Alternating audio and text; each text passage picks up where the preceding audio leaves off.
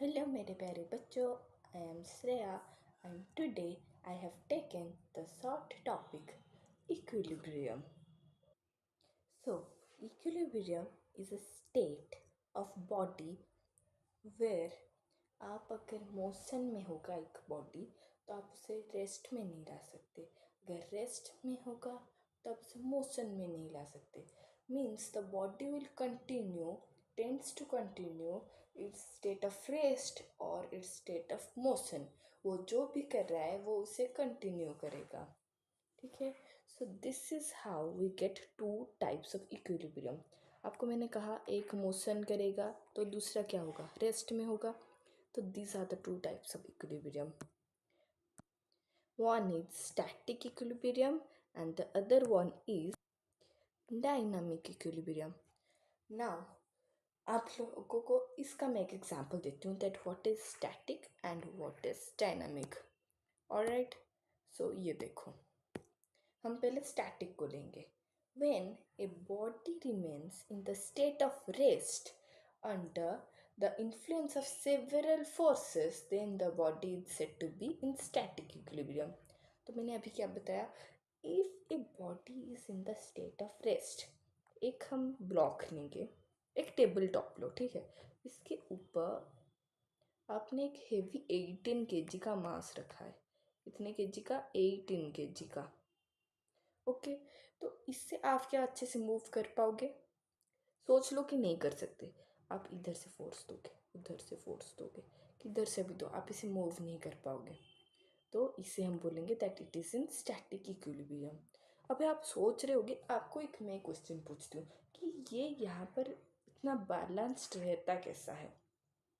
You know that ऊपर normal force act करता है, तो नीचे क्या एक्ट करेगा मेरे बच्चों? क्या लगता है क्या एक्ट करेगा? मेरे बच्चों को तो पता है नीचे क्या एक्ट करता है, ग्रेविटी होता है. और ये अगर मास m है तो ये g होगा. तो नॉर्मल फोर्स को कौन बैलेंस करता है? The weight mg. अभी ये समझ में आ गया ये वाला थ्योरी भी. Okay. Now we will go to dynamic equilibrium. तो क्या सोचे हो, डायनामिक इक्विलिब्रियम है क्या? If a body continues to move in the uniform motion when two or more forces acting on it, then it is called a dynamic equilibrium. अगर हम एक body को 1000 फोर्सेस देंगे, एक बॉडी है, लेट इट बी कि एक rain drop है, एक रेन ड्रॉप, यहाँ पर बहुत सारे बादल हैं. अभी जो नीचे आ रहा है जो रेन ड्रॉप, इसके ऊपर तो मल्टीपल फोर्सेस एक्ट कर रहे हैं. And how is it falling? It is falling vertically downward.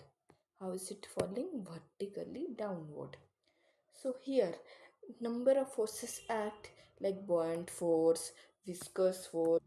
देखो ये दोनों फोर्सेस एक्ट कर रहे हैं, फिर भी ये अच्छे से नीचे आ रहा है या फिर नहीं?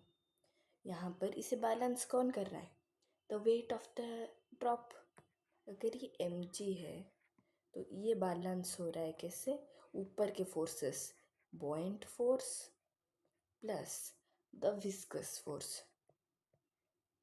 ओके मेरे बच्चों, तो this is how we know कि एक डायनामिक इक्विलिब्रियम और स्टैटिक इक्विलिब्रियम वर्क करता है.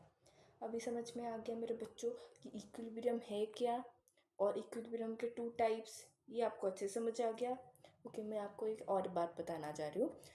मैंने ये पहले वीडियो में भी बताया था कि आप नोट्स की चिंता मत करना, मैं आपको नोट्स उसके अगले दिन पोस्ट करती रहूँगी way along with many questions.